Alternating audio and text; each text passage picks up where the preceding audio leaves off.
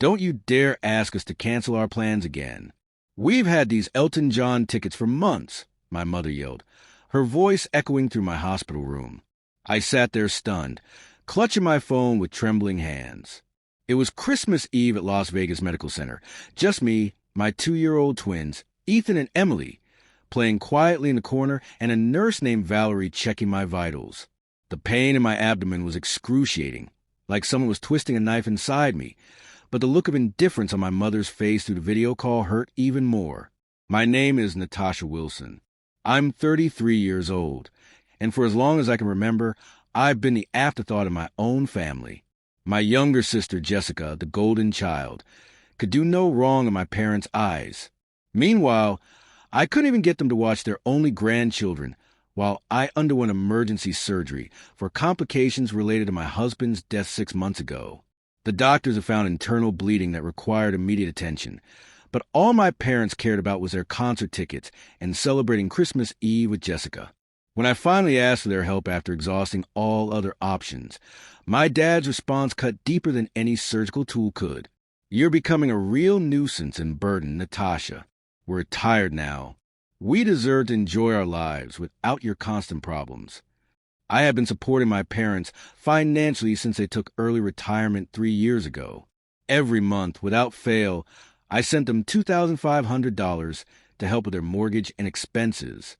Even after James died, I continued, believing families should support each other. How foolish I was. As my tears fell silently onto the hospital blanket, Valerie gently squeezed my shoulder. My friend Olivia is a professional nanny who specializes in childhood trauma. Let me call her for you, she offered, her kindness a stark contrast to my parents' callousness. The twins were still too young to understand what was happening. They had already lost their father to a car accident. Now they might lose me too if the surgery went wrong. The thought terrified me, but not as much as leaving them with people who saw them as burdens. In that moment, with pain searing through my body and disappointment crushing my heart, I made my decision. Yes, please call her, I told Valerie. And with those words, I began cutting the poisonous ties to the people who had raised me but never truly loved me. As I hung up the phone, a wave of memories washed over me. My childhood had been filled with moments of being overlooked while Jessica received all the attention. When I graduated college with honors, my parents barely acknowledged it because Jessica had been cast in a local commercial that same weekend. When I married James, they complained about the wedding venue being too far from their home. Even when the twins were born, they visited only once, claiming the babies were too fussy for their liking. James had been my rock through it all. He understood the pain of family disappointment, having been estranged from his own father for years. We'll build our own family, he would say, one that knows how to love. And we did, creating a warm home filled with laughter and acceptance. But 6 months ago, a drunk driver stole him away, leaving me to raise our children alone while battling depression and grief. Despite my loss, I continued supporting my parents. I even increased the monthly amount when they mentioned struggling with inflation. I wanted to be better than them, to show that families should stand by each other no matter what. The irony was crushing. Here I was, bleeding internally, possibly dying, and they couldn't miss one concert to care for my children. Valerie returned with news that her friend Olivia would arrive within the hour. She's amazing with kids, Valerie assured me. She used to work with trauma victims at the Children's Hospital before becoming a private nanny.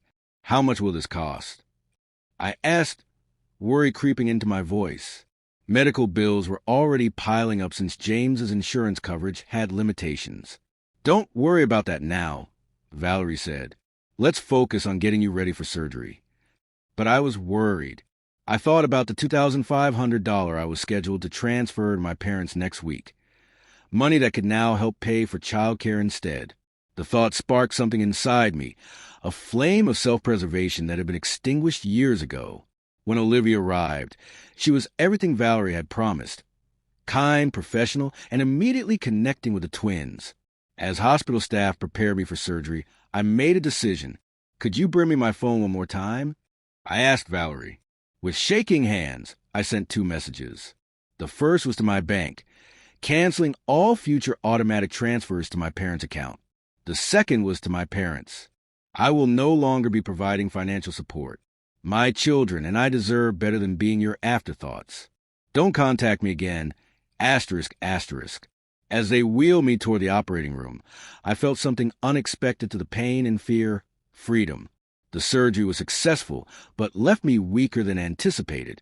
I spent 5 days in the hospital, drifting in and out of consciousness, grateful for Olivia, who had gone above and beyond by staying with the twins in my hospital room during the days and taking them to my apartment at night. During one of my more lucid moments, I realized something profound. I had finally chosen myself and my children over the people who had never truly chosen me. And for the first time in my life, I didn't feel guilty about it. I noticed my phone blinking with notifications. 27 missed calls and numerous text messages from my parents and Jessica. Most of the messages followed a predictable pattern: confusion, then anger, then desperate pleas about their mortgage payment. Not once did they ask how my surgery went or if the twins were okay. The final message from my father was particularly telling. You can't just cut us off like this. We plan a cruise next month, and the tickets are non-refundable. Jessica's messages were different. She seemed genuinely confused. Mom and Dad just told me you were having some minor procedure. What's going on? Why are they freaking out about money? It dawned on me that my parents had lied to Jessica about the severity of my situation to justify their choice of concert over their grandchildren. I decided to tell her the truth, sending her the full story while still groggy from medication.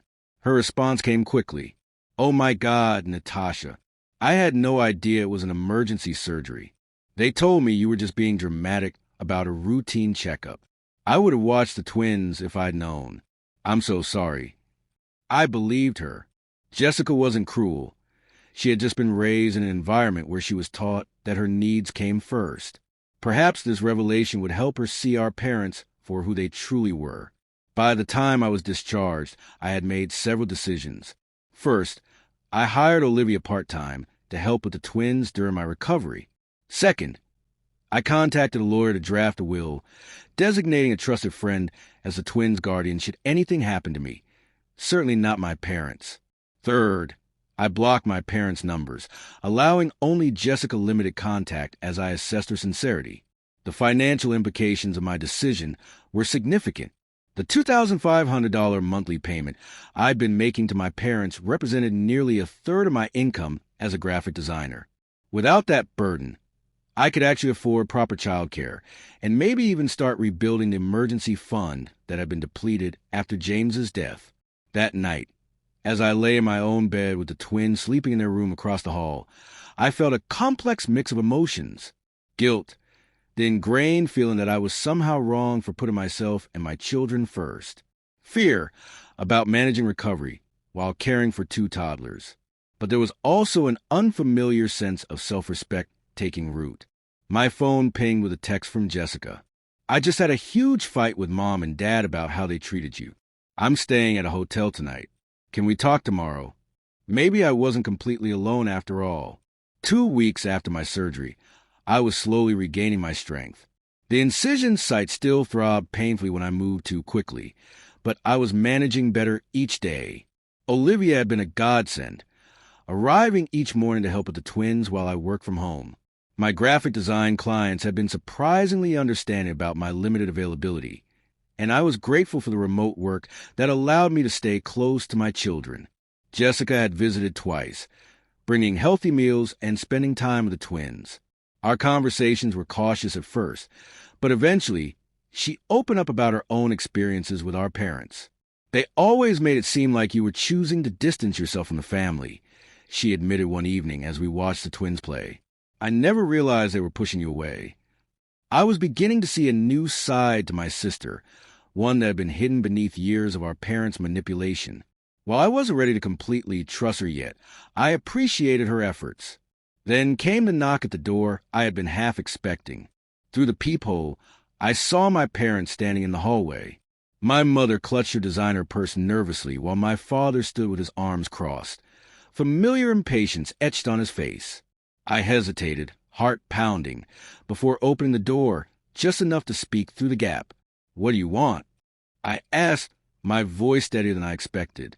Natasha, darling, we've been so worried, my mother began, her sugary tone immediately raising my defenses. You haven't been answering our calls, and we needed to make sure you and the twins were all right. We're fine, I replied flatly. Now, if that's all— It's not all, my father interrupted, pushing slightly against the door. We need to discuss this ridiculous financial situation. The bank called about our mortgage payment, and we had to dip into our cruise savings to cover it. The audacity was breathtaking.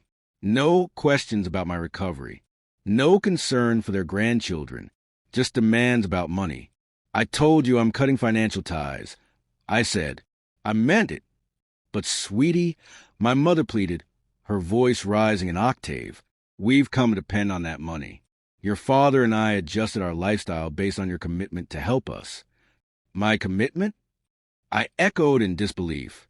I've been sending money out of guilt and obligation while you couldn't even watch your grandchildren during my emergency surgery. My father's face darkened.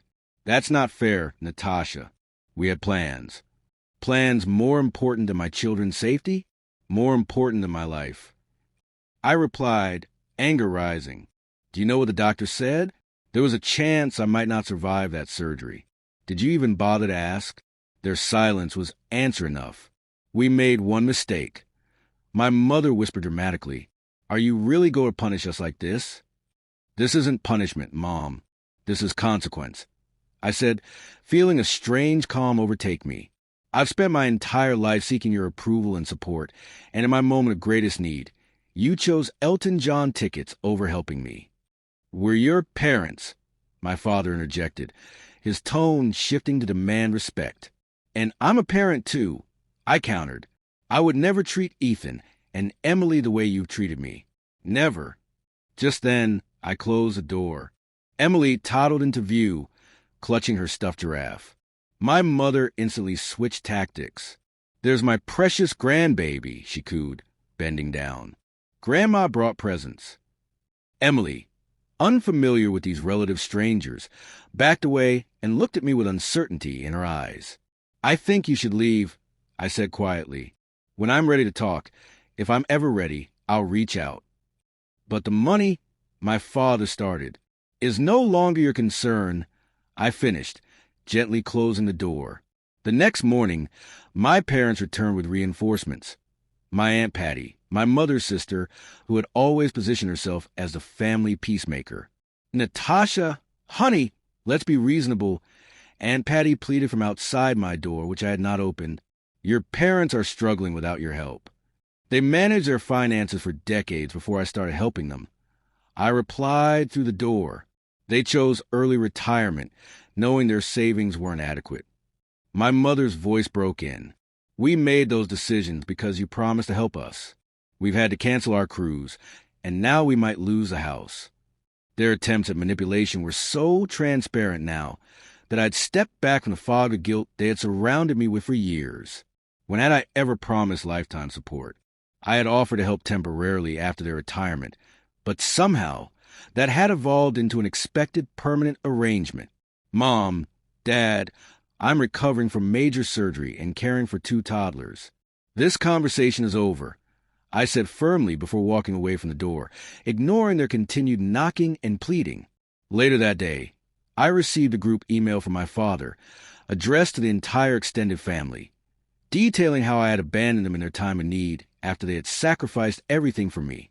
The email conveniently omitted their refusal to help with the twins during my emergency surgery, instead painting me as an ungrateful daughter who had suddenly cut them off without reason.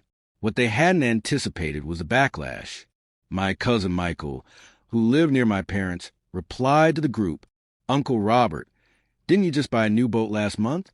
And Aunt Diana, wasn't that a new diamond tennis bracelet you were showing off at Thanksgiving? Other family members chimed in, many privately messaging me to ask for the full story. Even Aunt Patty called me directly after learning the truth. I had no idea about your surgery, she admitted.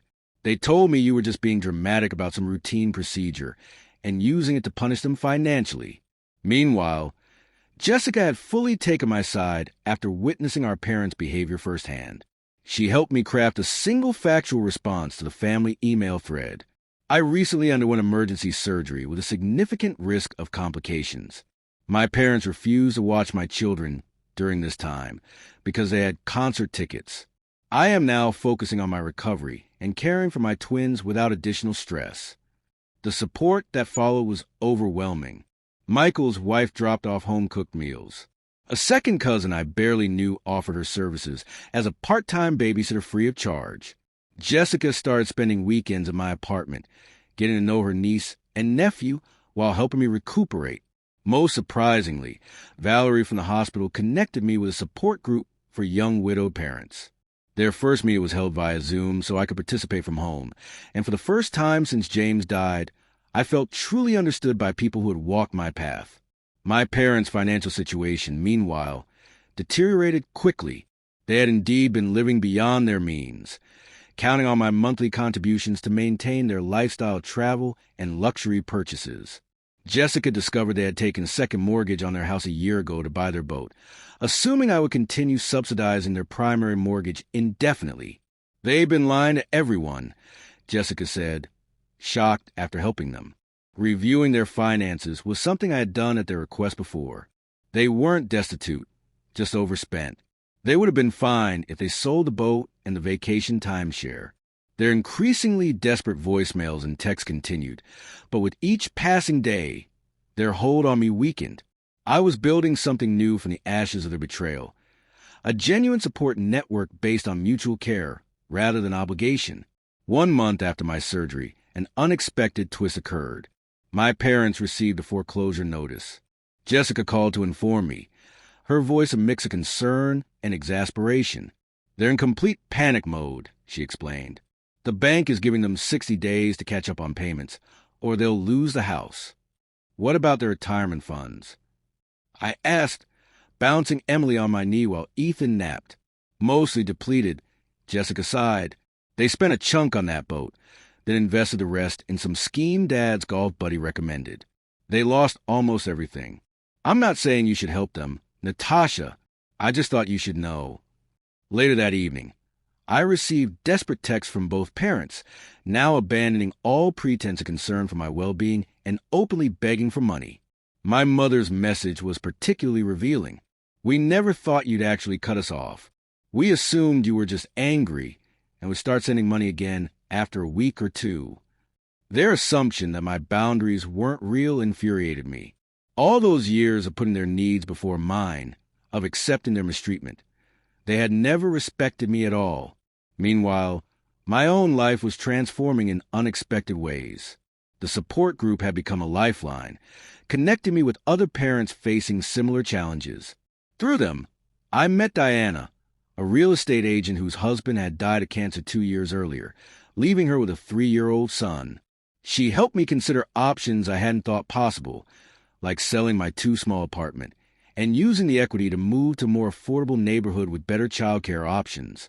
I had also started a small side business, designing memorial websites, inspired by the one I created for James. Several members of my support group had commissioned sites, and word was spreading. For the first time since becoming a widow, I felt a sense of purpose beyond mere survival.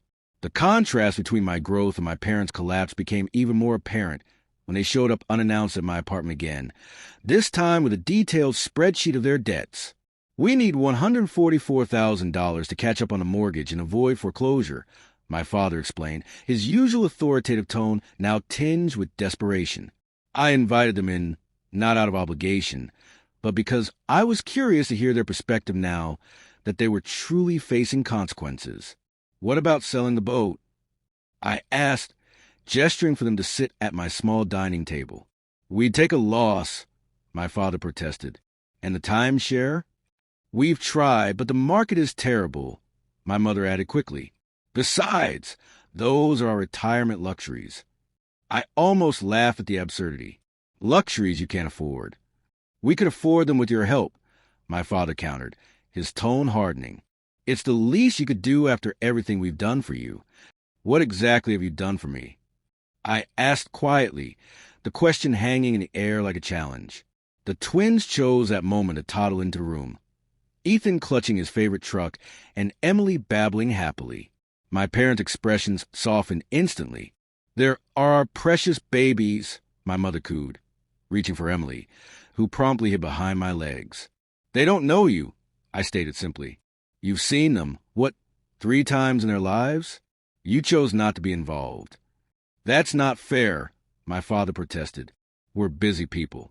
"Too busy for your only grandchildren? Too busy to help your daughter through emergency surgery? But not too busy to ask for money?" I observed. "I think that says everything about your priorities." My mother's face crumpled, whether from genuine emotion or calculated manipulation. I couldn't tell anymore. "Without your help, we'll lose everything," she whispered. "I lost my husband," I replied, my voice steady. "My children lost their father. We survived. You'll survive too." 3 months after my surgery, my parents faced the inevitable. They were forced to sell their house to avoid foreclosure. Jessica kept me updated on their situation, though I maintained my distance. They had managed to find a modest condo, significantly downsizing from their 4,000-square-foot lakefront property. My father had reluctantly sold his boat at a loss, and they had finally unloaded the timeshare for a fraction of what they paid. "They're actually blaming you for their financial problems in front of everyone," Jessica informed me during one of her weekly visits.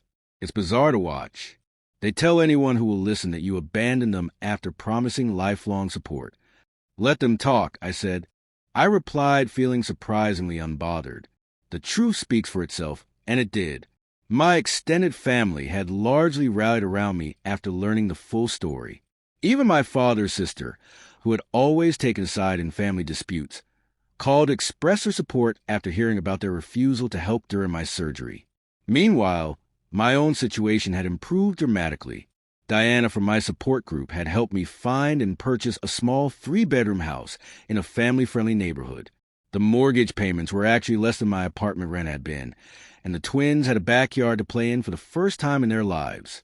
My side business designing memorial websites had grown enough that I could reduce my graphic design clients and focus on work that felt meaningful.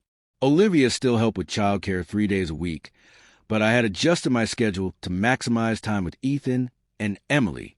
Most importantly, I had found a community. Neighbors brought casseroles when we moved in. The support group organized playdates. Jessica had become a genuine sister rather than a competitor for our parents' affection.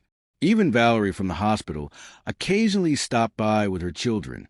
I had lost my husband and cut ties with my parents, yet somehow I felt less alone than ever before. 6 months after my surgery, I received a letter, an actual handwritten letter from my mother.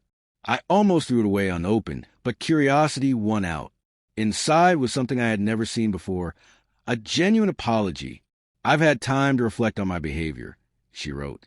"Watching you build a life without our help has forced me to confront some painful truths about myself as a mother. I was jealous of your independence, your resilience. I resented that you didn't seem to need me the way I needed my own mother. But now I see that you did need me, just not in the ways I want to be needed. When you asked us to care for the twins during your surgery, you were reaching out, and we failed you completely. I'm deeply sorry." The letter continued, explaining how they had completely restructured their finances. My father had taken a part-time job at a local hardware store. They had sold most of their luxury items and were living modestly for the first time in decades. She didn't ask for money or even forgiveness, just acknowledgement of her apology. I showed the letter to Jessica, who was skeptical. "They've been talking about writing to you for weeks. Dad was against it at first, but I think he's starting to see things differently too, especially after his heart scare last month." "Heart scare?" I asked, concerned despite myself. "Just high blood pressure and chest pains, but it scared him. He's on medication now and actually following doctor's orders," Jessica explained. "I think face of mortality has humbled him a bit." I wasn't ready to respond to the letter immediately. I needed time to process my feelings. Was this genuine remorse or another manipulation tactic? Had they truly changed, or were they simply adapting their strategy? That night, I looked at old family photos for the first time since cutting ties. Behind the smiling faces, I saw patterns I'd been blind to before. My parents had always been performers, playing the role of perfect parents while serving their own needs first. A year after my surgery, I finally agreed to meet my parents at a neutral location, a quiet cafe near my new home. When they arrived, I barely recognized them. My father seemed smaller somehow, his confident posture replaced by a humbler demeanor. My mother's designer clothes had been exchanged for simple, practical attire. The twins were with Jessica for the afternoon. I wasn't ready for a family reunion just yet. We sat in awkward silence until my father did something unprecedented. He cried. "I've been a terrible father," he admitted, his voice breaking, "and an even worse grandfather. I don't expect your forgiveness, but I want you to know that I see it now, how selfish we've been." My mother reached across the table, not quite touching my hand, but gesturing toward it. "We've spent months in family therapy," she explained. "It was Jessica's idea, and we resisted at first, but it's been transformative. I didn't rush to forgive them or make promises I couldn't keep. Instead, I shared pictures of twins and told them about our new life. They listened without interrupting, without making it about themselves. Perhaps the first time ever, as we parted, my father asked quietly, "Would it be possible someday to know our grandchildren?" I considered this carefully before answering. "That depends on your actions, not your words. If you're genuinely committed to change, we can start with short, supervised visits.